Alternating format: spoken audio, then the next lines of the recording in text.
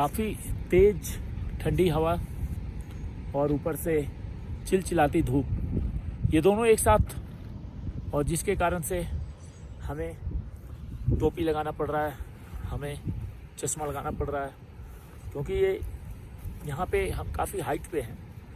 और ये चीड़वासा है, नहीं चीड़वासा तो पहले था, भोजवासा से ये रास्ता है रोपवे के थ्रू गौमुख जाने के लिए। गौमुख यहाँ से 4 किलोमीटर दूर है, तो गौमुख जाने की तैयारी है। थकान भी काफ़ी है और धूप और ठंडी दोनों एक साथ, लेकिन चलते हैं हम गौमुख के लिए। काफ़ी कठिन और मुश्किलों भरा रास्ता है। पहाड़ तो ऐसे दिख रहे हैं कि जान आफत में है। एक तरफ ऊंचे पहाड़ और दूसरी तरफ देखिए कितनी नीची खाई है। और एक खाई को जब आप नज़दीक से देखेंगे तो कम से कम ये 10 फ्लोर नीचे बिल्डिंग का ये खाई है। और इधर देखेंगे तो ये पहाड़ इतने ऊंचे हैं, और ये पहाड़ ऐसे हैं कि लग रहा है कि बालू में पत्थर को मिला करके रख दिया गया है। रास्ते इतने पतले हैं और इतने खतरनाक है कि कभी भी ये पहाड़ भर भर आके आपके शरीर पे गिर सकता है। क्योंकि आप खुद देखिए, ऐसा लग रहा है कि मिक्सर है, या तो कोई बड़ा कंस्ट्रक्शन चल रहा है जहाँ पे मिक्सर होता है, और ये पहाड़ अटके पड़े हुए हैं और नीचे भी वैसे ही भरभरा है।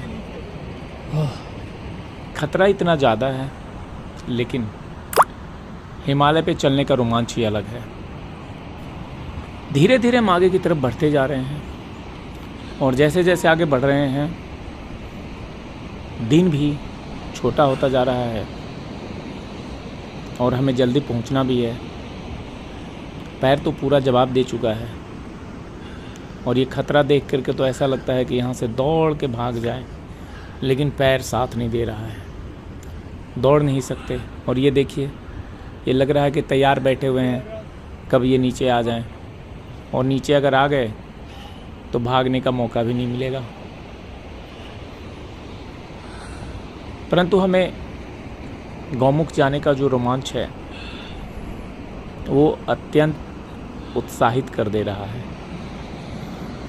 रास्ते खतरनाक हैं, इसके बावजूद भी हम धीरे धीरे किसी तरीके से आगे की तरफ बढ़ते जा रहे हैं। और अंधेरा होने से पहले मैं आपको बता दूं कि अगर कभी भी आप प्लान कर रहे हैं गंगोत्री से गौमुख जाने का, तो एक चीज़ का बिल्कुल ही ध्यान रखें, अंधेरा होने से पहले आपको पहुंच जाना है। अब आ गए हैं भोजवासा 1 किलोमीटर और होगा, जो कि गंगोत्री से लगभग रुक के जाइए 18 किलोमीटर की दूरी पे है। और भोजवासा में रात्रि विश्राम का 2 व्यवस्थाएं बनाई गई है। एक तो लाल बाबा का आश्रम है और दूसरा GNVM का गेस्ट हाउस है। गेस्ट हाउस हमेशा फुल ही रहता है। जो लाल बाबा का आश्रम है उसमें यह है कि आपको अंधेरा होने से पहले पहुंच जाना है। आपको वहां पे रहने के लिए, खाने के लिए सारी सुविधाएं दी जाएंगी। आप सोचिए कि इन खतरनाक पहाड़ से गुजरते हुए जब आप जाते हैं तो एक ऐसा आश्रम भी है जहाँ पे आपको रात को सोने के लिए, ओढ़ने के लिए इस ठंडी में, और खाने के लिए सारी सुविधाएं प्रदान की जाती है। लाल बाबा के आश्रम में 400 रुपये का फ़ीस रखा गया है। 400 रुपये आपको पे करना है। ध्यान रहे कि कैश में पे करना है, क्योंकि यहाँ न तो मोबाइल का नेटवर्क है न ही बिजली है। अपने मोबाइल को दूर से ही चार्ज करके ले जाएं नीचे से, गंगोत्री से। और लाल बाबा के आश्रम हम पहुँचने वाले हैं थोड़ी ही देर में, क्योंकि अब अंधेरा बढ़ता जाएगा थोड़ी देर में। और मैं इसलिए कह रहा हूँ कि अंधेरा होने से पहले पहुँचना है, क्योंकि अंधेरा होने के बाद आपको रास्ता नहीं मिलेगा। इन पहाड़ों पे आप रास्ते भटक सकते हैं, क्योंकि कोई लाइट की व्यवस्था नहीं है, इसलिए ये इस रास्ते को दिन में ही तय करना है। अब हम लाल बाबा के आश्रम आ चुके हैं और ये जो सामने आपको जो घर दिख रहा है, यहीं पे लाल बाबा का आश्रम है और यहीं पे GNVM का गेस्ट हाउस भी है। लाल बाबा के आश्रम में जो भी सुविधा वहाँ हो सकता है इन सुदूर पहाड़ों पे, वो उनकी तरफ से दिया जाता है। और ये बादल और ये पहाड़ और आसमान सब एक में ऐसा लगता है कि मिल गए हैं। काफ़ी खूबसूरत वातावरण है। और जब भी आप गंगोत्री से गौमुख के लिए यात्रा का प्लान करें तो गंगोत्री से ये भोजवासा आना है, यहाँ रात्रि विश्राम करना है, चाहे लाल बाबा के आश्रम में या फिर GNVM के गेस्ट हाउस में। तो हम आ गए हैं लाल बाबा के आश्रम और आते ही हमें चाय मिल रही है।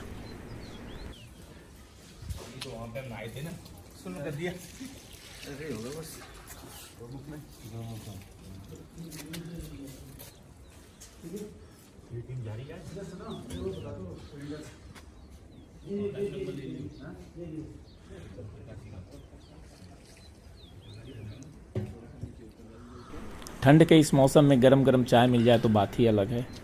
अंधेरा भी होने वाला है, धूप अब जा रहा है और यही है लाल बाबा का आश्रम।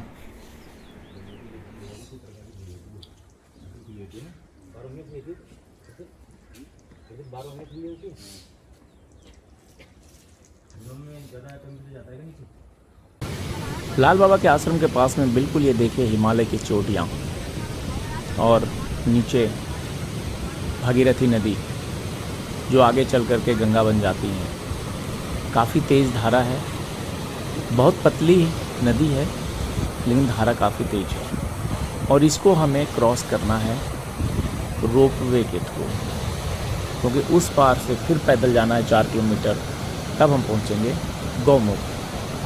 तो सबसे पहला काम है रोपवे के थ्रू भागीरथी नदी को हमें पार करना है और कोई साधन नहीं है।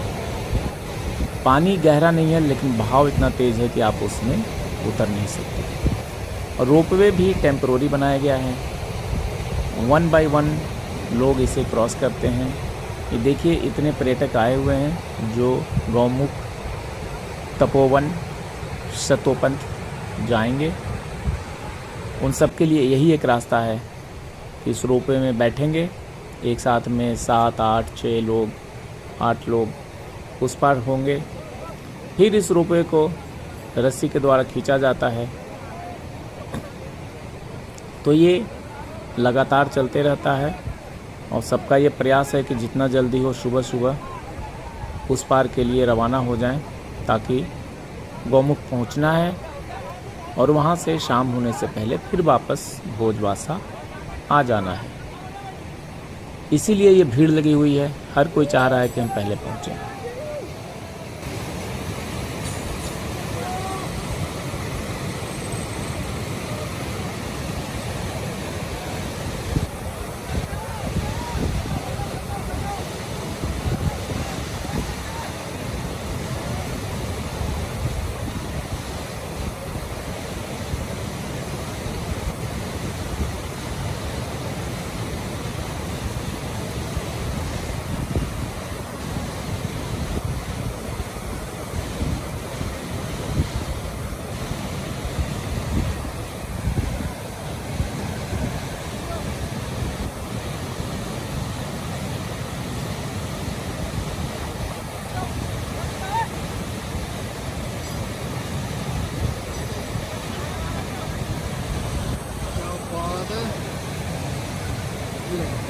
ये किसका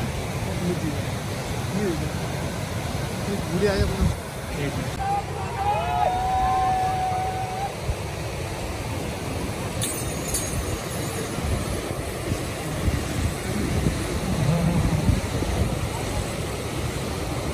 हो गया, इनकी गाड़ी फंस गई बीच में।